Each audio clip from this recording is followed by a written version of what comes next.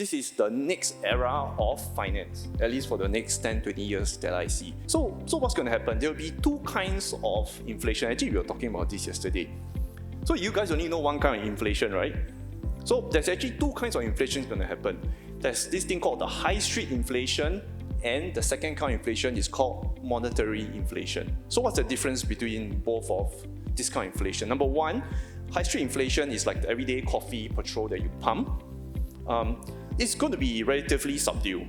In fact, next year I think I see it coming down. It's like kind of like stabilized. The price has stabilized. So that's called high street inflation. Monetary inflation is where the money is made, and it's like a separate entity altogether. So monetary inflation is like gold, crypto, and properties. These are monetary inflation. Basically, just look at Japan right now.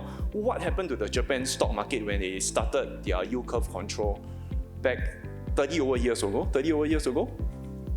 Their stocks has essentially remained flat, just all the way, even until today. But what happened to their property price? Went up, right? And if you peg the yen against gold has risen significantly for Japanese.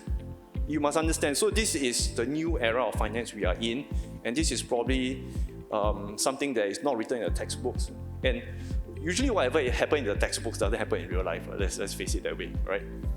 Just to summarize, like what is going to happen in this yield curve control era is there'll be no more crash. As you saw, CG, one of the top banks in US failed and nothing happened. So what you're going to get is just dips along the way. Stocks will remain flattish.